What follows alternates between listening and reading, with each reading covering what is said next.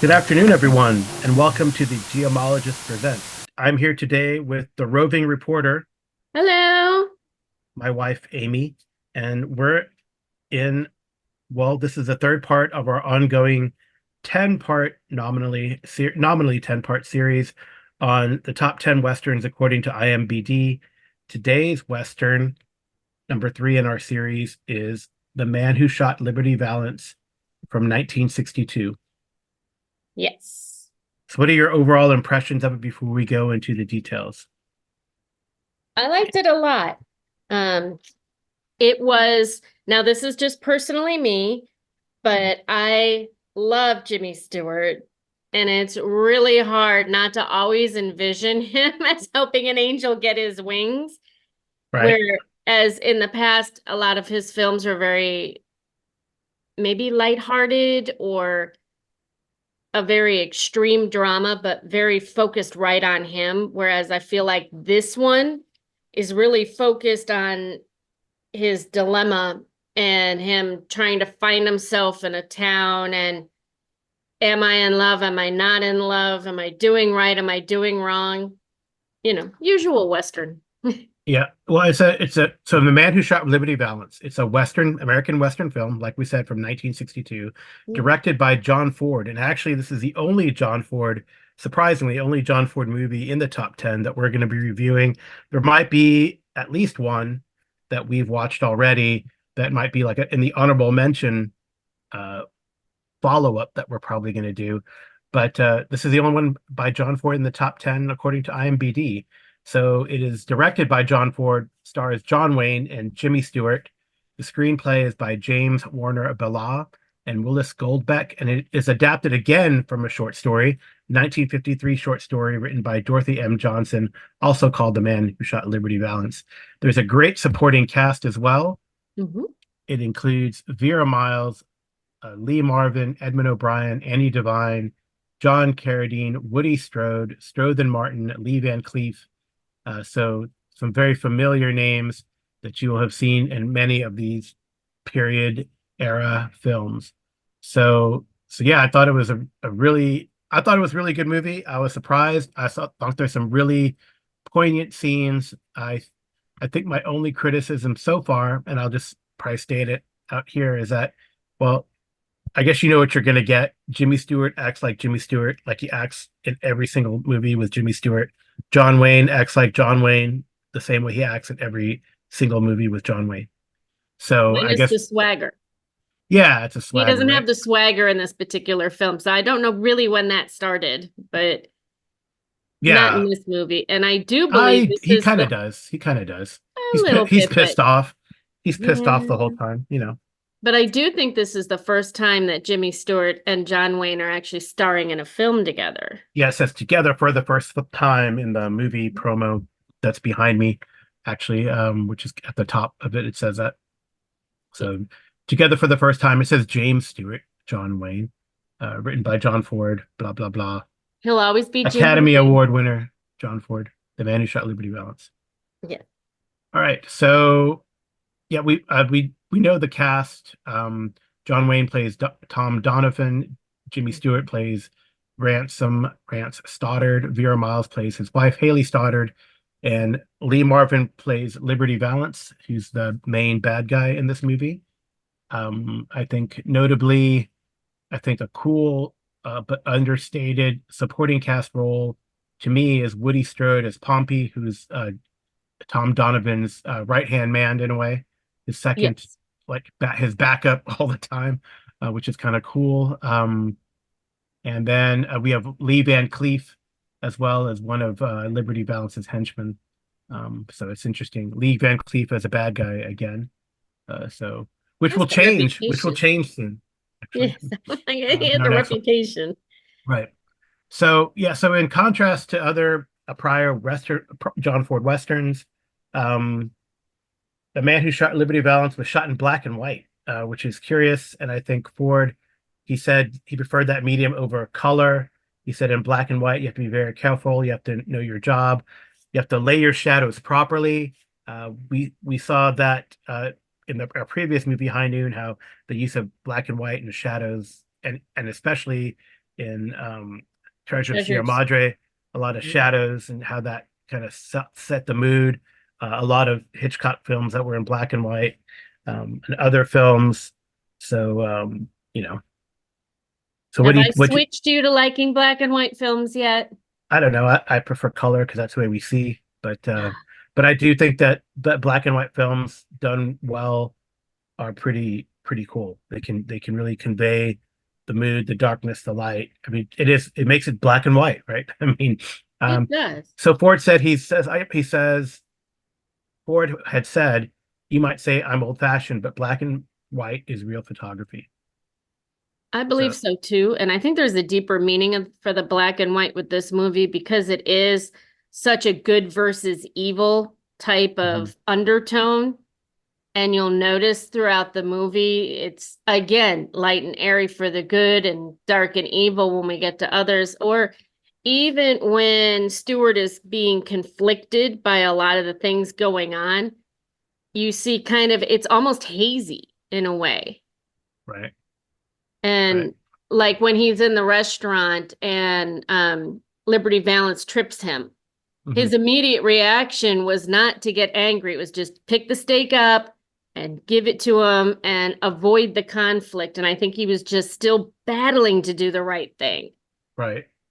Right. So it's pretty interesting. Both Wayne and Stewart were 54 and 53, respectively. I think another big difference from in this movie from other Ford's Westerns is there's really no big outdoor vistas, like on location filming, that are prevalent in other Ford Westerns, like Stagecoach, for example. Good Um, movie. yeah. And then, and I guess Ford had said that, oh, maybe filming in black and white helped ease the suspension of disbelief necessary to accept the disparity of their ages. But according to another cinematographer, and this is why I kind of wanted to bring this up, Paramount was cutting costs at the time. So in order to make the film, Ford had to accept the black and white terms or not make it. So interesting. So another interesting tidbit in production is that the studio actually imposed, according to Lee Van Cleef, that Wayne be cast as Doniphon. So and Ford didn't like the studio's intrusion, right? So, but he not that he didn't appreciate the Duke. He has Wayne in a number of his films, but he didn't like the studio telling him what to do. So Who really does? right, yeah. Yeah. Yeah, and then I mean there was like a little bit just as an aside because you know that John Ford was praised for his combat documentaries for the OSS, and he was actually wounded at Midway, and I think there was a thing there, right? So there was a thing there where I guess he felt that Wayne didn't do his civic duty.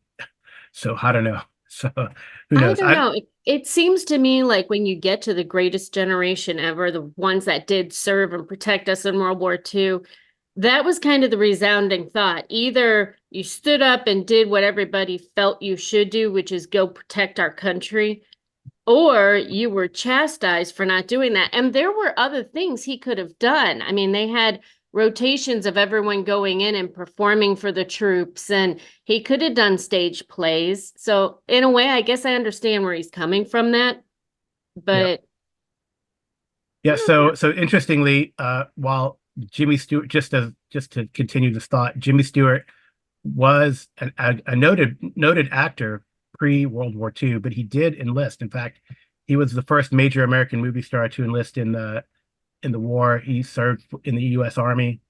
His family had deep military roots. Grandfather's fighting in the Civil War, and actually his father had served in the Spanish-American War and World War One. So he enlisted in 1941, and he was actually an experienced pilot, but he reported for induction as a private in the Air Corps. So that's pretty interesting that he was in the Army Air Corps. So Absolutely. I mean, I like him as an actor, but I this is feel Jimmy Stewart. again, yes, again, I kind of feel like that generation was just full of people that you don't realize actually did do that civic duty unless you were alive back then, which neither Yeah, you and I were. But I mean, you look at it was Jimmy Stewart did that, Elvis did that. yeah, Um, and many others. And the fact that they went, they served, and they survived and came back, that was a brutal war. Right. Right. So, you Yeah. know, So any I, so I'd like to pause and say anybody that served in the military or is now, our hats off to you. And we sincerely appreciate your service. right. So curiously, even though it was kind of like a blockbuster for the time, it was produced for 3.2 million and grossed 8 million back in 62. So it was the 15th highest grossing film of that year. Um, it didn't really get a lot of like Academy Award nominations or other award nominations. The only nomination it received, and they didn't win, was for Edith's Head costumes for best costume design, black and white. So, so yeah, it was even though it was well received, it was did not receive any awards. So well received by the public, but did not receive any awards, which is curious. So, yeah, I don't know. I know that Treasure and High Noon got awards, but it's interesting that this one did not. I guess we'll see as we continue on how the other ones did. Um, Would it what have else is possibly been because it was such a, I don't want to say dark. it was It, it dark though.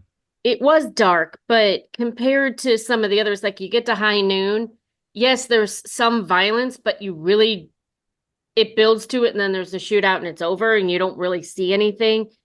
But in Liberty Valance, it might have been, I think this is the first time I've saw in a movie where we're flashing back and then telling the story forward.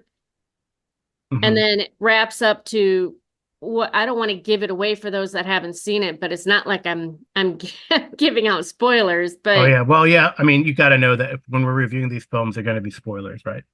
There, I said it near right. the beginning. Ha. Right. So we know obviously at the very beginning of the movie, when he's sitting down to give his side, that he did befriend John Wayne's character and he did shoot Liberty Valance. And I'm just wondering if maybe in the end, maybe we're knocking on the door of Vietnam and everything that was going on with that. Maybe it just wasn't as well received. Well, but it was by the public, right? It was kind of a It blockbuster of was, the but I meant time. like for the Academy Awards to Yeah, give them something for it, because would that be promoting the violence of it? But I mean, he gave all the other Westerns accolades for it. yeah. And I I mean, don't think it was done distastefully at all. no, no, but it is again like unlike Ford's earlier work, not a lot of large, big vistas. It's very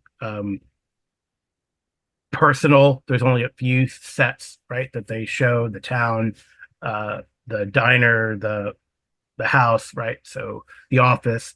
So it's pretty, it's like it's definitely like soundstage. It's not out on location with the big vistas that you're portraying frontier life. So it's a grittier, less romantic portrayal of frontier life than has had previously been done, especially by Ford.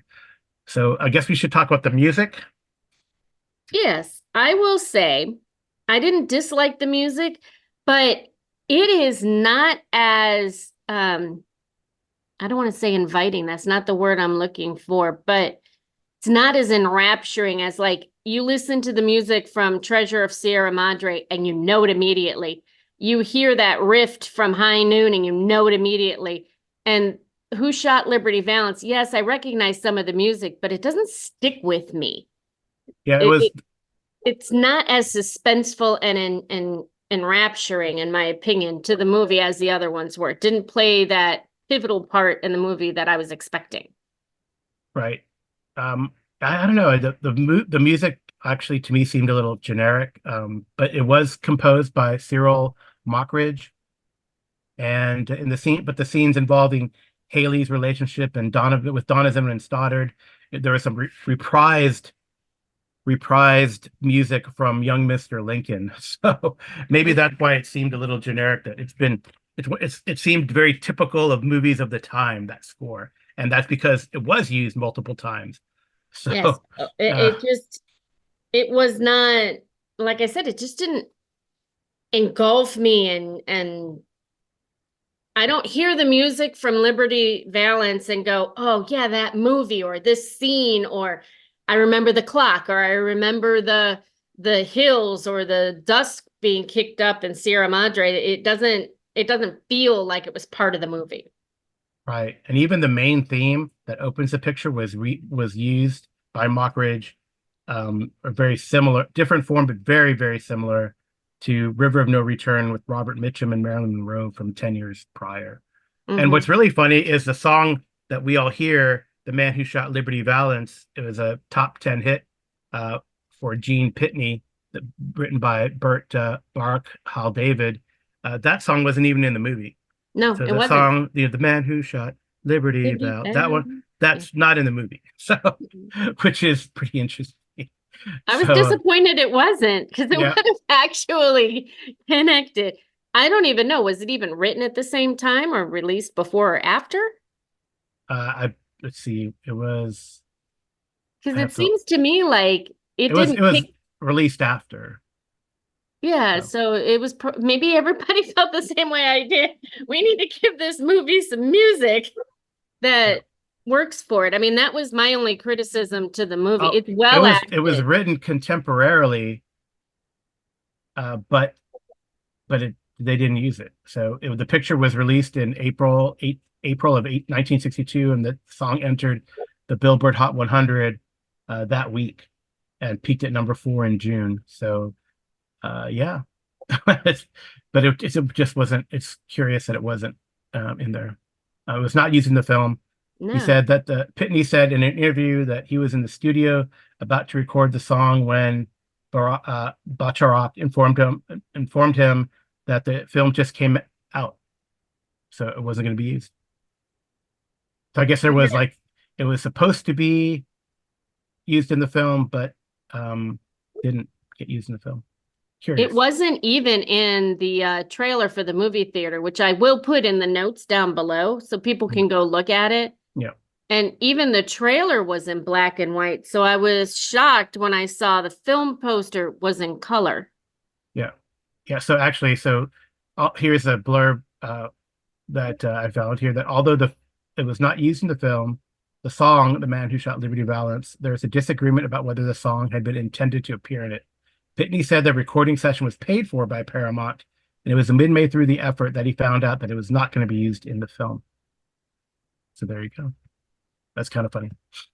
All Huh. right, so let's get to the film. Unless you have anything else about cast, production, um, we'll talk about the cast and how they do, I think, during the course of the movie. Yeah, I mean, the only thing that I would mention is IMBD gives it a rating of 8.1 out of 10. Mm-hmm. But I personally would have given it, now acting is a different thing, story is a different thing, but overall enjoyability of the movie, I give it about a 7.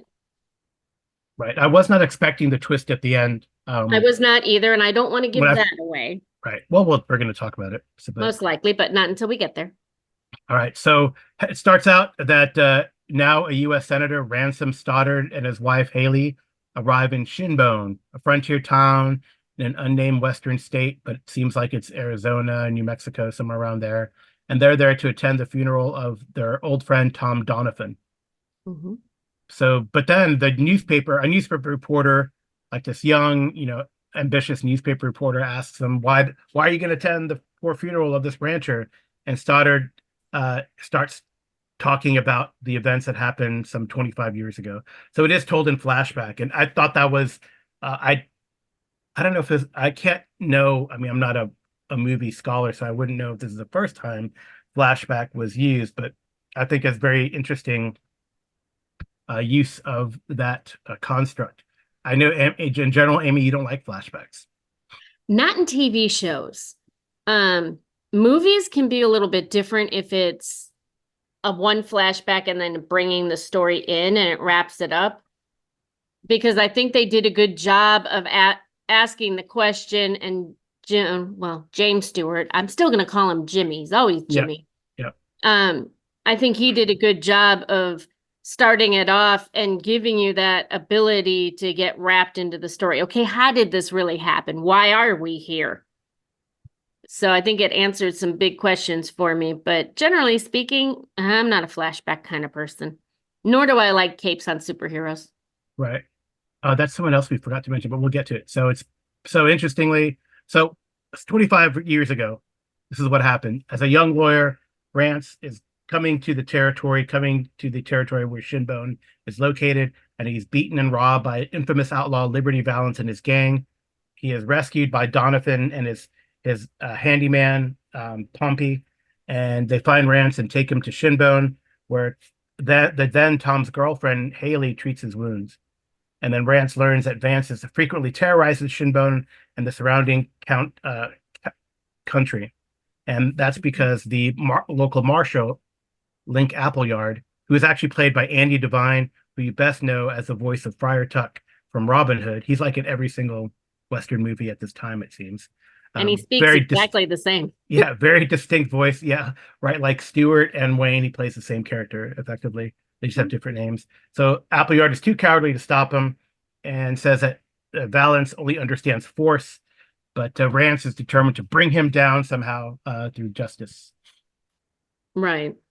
Because he's trying to open up a law office and he wants to bring him to justice the right way, in his opinion. But in a Western town like that, I think the dilemma was it was either very quote unquote lawful when people decided to, or it was nobody was going to do anything. They'll look the other way. And if he gets shot, oh well, frontier justice. But yeah, so Rance seems like a very like humble man. He busts tables at the local steakhouse.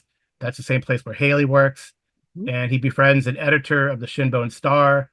He learns that Haley is illiterate, so he opens a school. So he's about, building up the community. Very altruistic individual. And then he starts, and he's also a man of peace, generally speaking. But it does happen that there's a great scene, and I like the scene a lot because I've seen it in other movies and shows. And that's you want to talk about the scene where Vallance and his gang come into the steakhouse? I kind of mentioned it already, but I'll let you tell it. So Vallance and his men come into the steakhouse. They bully everyone. He, he kind of makes a mess of stuff. They actually trip. They trip Rance when he's bringing him the food, and it actually happens to be Donovan's food. So Donovan actually steps up and confronts Vallance, which is very interesting. I think it was the first time in the movie that he did that too. Right, or that anyone did. I mean, there's definitely like maybe a mutual respect. There's not really like maybe a rivalry because Donovan is a tough rancher, So in any case, so never get in the way of a man's steak. Yeah. The situation is diffused by Donovan stepping up to this bully, and Vallance and his gang kind of take off, but with the "we're gonna get you later" type of rhetoric. And actually, I recently saw this in I think what is it, The Gilded Age, where there's a similar scene in that, and it was equally tense in Liberty Valance, just as it was in The Gilded Age, where some people come into a diner and harass the folks there at the diner, and it's well known that they do this, and someone stands up, and then and because of that, they gotta run. They gotta get out of town. But here, Rance then, after this situation, starts wanting to practice shooting. Tom takes Rance to his ranch for shooting lessons, and then he shows Rance all these renovations because he's making a house, because he's planning to marry Haley. So then there's this thus begins this sort of a love triangle, right, between Haley, Rance, and Tom Doniphon. What did you think of that, Amy? I thought it was an interesting thing. I think they threw it in there just because I mean, looking at Haley, you can kind of see that she was in this relationship with Tom Doniphon early on, like, okay, he's my only choice and he's probably the best choice around. But then Rance comes to town and she's like, wow, look at him. He's going to do something. He's going to make the town better. He's going to fight for state rights. He's going to fight for me. He's going to educate the town. Wow, this one's going to make something of it. I think I like him. I think the fact that he took an interest in making her herself better Right. rather than you make me look good. Right. Yeah, it's a different philosophy that they have an approach to this courting of this woman. I would note that the movie is like 123 minutes, so 2 hours and 3 minutes, but it goes by pretty fast because It I does. mean the action goes because after this, there's this thing about electing delegates to become for the upcoming statehood convention at the territorial capital. Um, so they want to nominate Tom, but you know, he He doesn't didn't want want to, any part he of doesn't it. want any part of that politics. And maybe that's a mistake. I don't know. We'll see. But ultimately Ransom Peabody are elected, and then Vallance, who's hired by the cattle barons, oppose the statehood because they don't want control. They don't want. I guess that's interesting. The cattle barons opposing statehood. That's curious because maybe the way they have it, the status quo is good for the cattle barons, and they have this person, this lawlessness to intimidate people. Who knows? But uh, but anyway, they hire Vallance to intimidate the voters, and Vallance challenges Rance to a gunfight. Um, Tom offers to assist Rance in leaving town, but Rance declines. But then Valance and his gang vandalize Peabody's office and almost kill him. I thought he was dead, actually. Did you think he was dead? The only reason why I didn't is they're not going to pay that much money to have Jimmy Stewart in a movie and kill him off. No, So, no, no. Well, Peabody, his buddy from the newspaper. Remember the oh, injured? Peabody, I did think that he was going to be killed, but at the same time, we didn't actually ever see him dead. We just saw him being beaten. Right, right. And not intensely. I mean, it's It not was pretty like rough. It was a pretty rough scene. It was a pretty brutal scene, I thought. it was, but there wasn't like blood going everywhere. It wasn't Well, it's gory. black and white It was not gory, because and it's black and white. I thought it was done very tastefully. Yeah, I mean, maybe that's the beauty of black and white is you don't really see all that gore, but he got beat pretty badly, He actually. did. And then Brant sees this and he goes to confront Valance. Valance is really drunk, but even drunk, he easily wounds and disarms Rance, is about to kill him. And then Well, he shoots him in the arm that he was holding his pistol in, so then he had to pick it up and use his other arm. yeah, so then so in the scene, Rance retrieves the gun and shoots and kills Valance. And then he returns to Erickson's, the steakhouse where Haley treats his wounded arm, and then Tom comes in and he sees Haley and her affection for Rance, and he's pretty upset. He gets drunk, but then he gets the marshal to force the rest of Valance's men out of town, and then he sets fire to his house, but he's rescued by Pompey. So Tom goes through a crisis, and then it switches scenes to later on in the story, an indeterminate amount of time. There's a territorial convention, and Rance is nominated for a delegate for Congress. But then what? He's accused of being a murderer, right? So Well, yeah, that he's using that to get his votes, even though Rance didn't even want to be known that way. He didn't want that said. He wanted to win on his own merits. right. Again, the good versus evil and not using something evil to make yourself look good. Mm-hmm. And then so Branch is going to withdraw because he is a good man. He's like, oh man, if people think I'm a murderer, how can I do this? It's not going to work for the state. But then Donovan arrives and he tells Branch that he's the one who killed Valance. Mm-hmm. Right. And it's very interesting. Yeah, they have like I think it's kind of a cool, a unique tool. I know it's not probably not unique to this movie, but it's a cool use of like a different camera perspective. So they probably redid this shot, or maybe they did the same shot from using different cameras and then edited it together.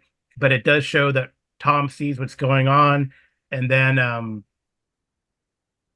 he knows that Rance can't beat Valance even against the drunk Valance. So when Valance is about to finish Rance, uh, Pompey's with them. So Tom asks Pompey for his rifle, and he shoots the rifle at Vallance the same time Rance fires. And he Mm-hmm. encourages Rance to accept the nomination because Tom, even though upset, he still thinks that this is better for the woman that he loved, Haley. And then And I think he thought it was better overall for the state. I Yeah. think he was putting his own feelings to the back burner And and success, right? correct and doing it better because he could have easily owned up and said, "Oh no, he shot at him, but I really killed him," and he could have been the one nominated. He could have been the one getting all the accolades, but he Right. put himself behind to put his friend first. I don't know if they were friends, but I think Yeah, I I don't mean, know if they were friends. it says I think that he went to the funeral of Tom. I think there's levels in friendships, and I think they were more than an acquaintance. I think they had a common goal, and I think they were working towards it. I wouldn't say they were enemies, so yeah, friendish. I tend to think that Tom was still in love with Haley, and he saw that Haley could do better with Rance and this kind of upward movement, to Congress, senator, et cetera. And he was right, but then it destroyed Tom, right? Yeah, he was He never the died of same. never the same, and he died a poor uh drunken rancher, really. So then Yeah. we jump back to the present after that revelation. That's why I think it's really well done. It seems like the scenes, I did appreciate that the scenes were all like compact. This is what happens. This is an important scene. Not a lot of filler, I guess. So I felt it went really fast, relatively speaking, when we were watching it. It was. It was very good. The only thing that I thought it was lacking was the music. Yeah, And yeah, to me, a lot of times, if I leave the movie theater, I have a theme song in my head. For instance, Mission Impossible. Who doesn't know that theme song? You can hear it anywhere and you think of scenes in the movie. But here it's like I can hear Who Shot Liberty Valance, but it doesn't flash me back to the movie. They're so disconnected. And yeah, I'm very much into, I think it has to be a whole package for me. right. Yeah. So we return to the present. Hmm. And we hear Rance's rising political achievements. He became governor, senator, ambassador to the UK. He's probably going to be a vice presidential nominee in the upcoming election. These fill all the intervening years, and the newspaper decides that publishing the story would ruin Rance's legacy because it all came from him killing this outlaw. But he didn't really. But we know that he didn't really kill the outlaw, right? Right. Um, so so he burns the reporter's notes and leaves Rance to conduct Tom Doniphan's funeral. And then when Rance asked why, the editor says, "Well, when the legend becomes fact, you got to print the legend, right?" Which is Absolutely. curious. Yeah, I think that's a theme that's an interesting theme that we will revisit in other movies because I feel like in The Unforgiven that kind of came about too, something like that, which was pretty interesting. Um, so anyway, they return to Washington. Rance and Haley return to Washington, and then Haley admits placing a cactus rose on Tom's coffin, which Tom knew that Haley liked this, and Rance thanks the train conductor for the railroad's courtesies, and then the conductor reminds us that everyone thinks that it was Rance who killed Liberty Valance, and he says nothing's too good for the man who shot Liberty Valance, and then end credits, right? So it's a pretty tight movie, despite being at 2 hours and 3 minutes, Hmm. and I did enjoy it. It's despite it being black and white, despite Jimmy Stewart and John Wayne acting like they always do. But it was a good story, very interesting um, sacrifice for the one that you love. I don't know, sacrifice for the greater good. However you interpret what Tom Donovan does, it ends up being like the hero of the story, really, and it's all that has been created. The reputation of Brant Stoddard, is it legend or is it just lie? I don't know. It got me thinking stuff like that. I don't know how you felt. I just felt like we were watching um all of the characters, including Liberty Valance, go through this is what drives me, and I'm going to go forward with what I want, even though I know it's not going to work. And Liberty Valance is like, well, I'll just shoot him. I'll just take him out. I'll just eliminate my threat. Mhm. Whereas everyone else is like, just go away, just leave. It's not exactly what they wanted. And I really do feel as though it was more of a battle of good versus evil inside themselves as well as, outside. Yeah, I don't think Obvious. they really made it show that Valance had no redeeming qualities and you really needed to get rid of him, but there was a reluctance to do so. And then you're kind of rooting for Rance when he finally and you're rooting for Rance, but then when when Vallance, as drunk as he is in that was a great scene. As drunk as he is in that scene, he like taunts him, right? He like plays with them, like, oh, I can shoot your arm. Oh, go ahead and get the gun. I'm gonna kill you if you get the gun, type of thing. And then he gets and then Vallance gets killed, from the Mhm. side by Tom and Pompey. So, yeah, it was cool. It was a cool movie. I like that. I liked it, but again, I would only give it a 7 out of 10. Not Huh. because of the acting, just because, first of all, it was longer than I thought it needed to be. Oh, you thought there was filler. Okay. I didn't think there was filler. I Maybe I, I maybe I felt, maybe I tuned out when there was filler. I mean, yes, the movie moved along quickly, but I felt like there were quite a bit of bits and pieces that didn't need to be there. Like, yes, they could have captured the whole teaching her how to read and having the school start. That was, I think, semi-pivotal. Hmm. But how many times they showed Rance getting beaten up, or I mean, they spent a long time on here's how you shoot a gun. And I mean, obviously, John Wayne got paid a lot of money and they were going to show that. But even taking him to the inn after he was beaten up off of the stagecoach, Hmm. I mean, why did we have that whole fight? And I'm going to protect the good of this woman. We never heard about her after that. And it just didn't, it seemed disjointed to me. And then you get to basically the restaurant where Haley was, they called her down to help. Hmm. And there was a whole lot of talk about, oh, starting up your law practice and making a sign. And yes, okay, I see that as somewhat, but I think they spent so much time on little filler things that could have been taken out. To me, it was distracting and you didn't even notice it. So I Yeah. guess it's six of one, half dozen of another, right? Right. Right. So, just to conclude, you have anything else before you conclude then? Well, I was going to say, as far as what game module would Oh, I that's right. use? Um, RPG.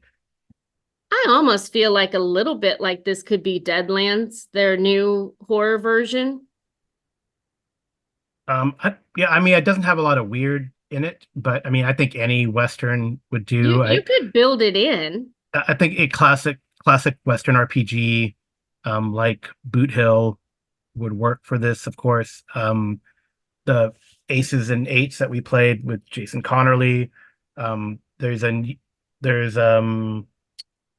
what's another one? Another core Western without the weird stuff. Well, there's unfortunate. Well, I don't know if it's unfortunate. There's a lot of westerns that have like weird stuff in it, and this one doesn't have any weird stuff. But I guess you could do western system that you like from DCC, Weird Frontiers to Call of Cthulhu, down darker trails, but drop out all the stuff. It just depends on what. But I think like a game like Boot Hill, which or any game that does the shooting really well, I think would Hmm. would work. So that's why Aces and Eights would be another one. So there was another one. Oh, a GURPS Western. The GURPS would actually be really good because the way the GURPS does combat, especially, it's like 1 second increments. So I think GURPS Western could work really well here too, because of that. Because it's kind of grounded in more like reality or realistic combat. Um, Hmm. so I mean, I think even another one that does gun combat really well is Interlock that we use for Cyberpunk, but I'm sure there's a Western module or hack somewhere. What would you think about using cohorts with it? Oh, like mean like a cohorts, well, Octune Cthulhu. Yes. I think you could. I mean, it's more. I think that game is more cinematic in a way, but Well, I mean, you could make this cinematic. I mean, you yeah, could make the shooting of Liberty Valance very cinematic, and you can have, you know, you have the one player playing John Wayne's character. yeah. He could roll and miss, and then Jimmy's character ends up shot. I mean, you could change the verse however you wanted, but Well, that's why I, maybe like a generic Savage Worlds could work too, right? With the Vallance being an ace. Um, Obviously the right. characters are aces, right? And you have his gang being extras, but yeah, I think that would work. And you could strip out the Deadlands weird and just use like basic basic Savage World. We'll see what you would see. Or Yeah, even okay. maybe Delta Green. That one seems a little I don't want to say mean, but very battle oriented because I Well, could yeah, see it's where you realistic could, combat that's very deadly. Right. right. I could see the shotguns misfiring or the rifles not firing, or when Liberty Valance goes to shoot the pistol out of Ren's hand, that there could be backfire and he gets hit by it, or his gun jams, or any number of things. Somebody in the restaurant that he walked out of could shoot him, Or even if even they the would. restaurant scene would be different. I think there would be like a if you had a player playing Tom Doniphon, then there would probably be a fist fight at the very Right, least, but right? Well, players would change the story would be changed for sure, right? And mhm. then you'd have to play out the combat and see what really happened. You wouldn't tell it as a flashback. You tell it as like in real time, I think. Right, just starting right from From where he's where already at. Yeah, I mean, yeah, when he comes into town into Shinbone. well, even I think you can fast forward through that. That's where I thought a lot of the meat of stuff that could be taken out was. Yeah. There was a lot of interplay there that didn't need to happen. Hmm. Yeah, because I think And if you started with the scene where he's coming into Shinbone and well, I guess you could start with the robbery of the carriage scene you and could, and then skip to where he's now in the restaurant and but they're that could be there. totally different. You know how players are. That could be totally different. Oh, It I'm could one end. that goes off the rail all the time. You know that. No, no, but players aren't going to surrender. They're not going to give up, and then you have to. I mean, if it was like one player, I think like a gang, like a Savage Worlds, because it could be swingy and you could get lucky. Um, but how how quickly is someone incapacitated by a boss and a bunch of extras? I don't know. I don't know. It's So, interesting. yeah. So I guess what I was going to conclude with is that there was actually a 2014 Western stage play by Jethro Compton based on this movie and by the story by Dorothy M. Johnson. And it premiered in London. I never heard of it, actually. I just thought it was very interesting. And they actually make Rance a young scholar from New York City who travels west to start a new life. And they changed the name to Two Trees, not Shinbone. But the play is billed as a classic story of good versus evil, law versus the gun, one man versus Liberty Valance, a tale of love, hope, and revenge set against the vicious backdrop of a lawless society. You think that's accurate? Somewhat, but I think it's two against Vallance, not one. Right. Okay. Well, I think that's all we have, right? Yes, except you didn't give your score out of 10. Oh, I don't know if I want to do that. I'm just going by the IMBD. I'm just going to say that I like the movie. It was engaging. It's a good movie. It gives me inspiration. Most importantly, it gives me inspiration to run games set in the West. Oh, absolutely. And I don't think any of the movies that we've watched so far or coming up would do that to us, but I don't know. There's part of me that I liked the movie, but then there's also part of me that's like, would I actually want to watch it again? And I don't know. that's iffy. I mean, there's a lot better movies. And in fact, just to give our listeners and watchers a preview or a hint, the next three movies are going to be by the genius of Sergio Leone. So we're going to be getting into spaghetti Western time. Which is funny, because then we can talk about why did they call it a spaghetti Western? Right, definitely will. So all right. So until next time, thank you so much for listening. Good night And good and rolling. good rolling. Go watch some Westerns. Absolutely.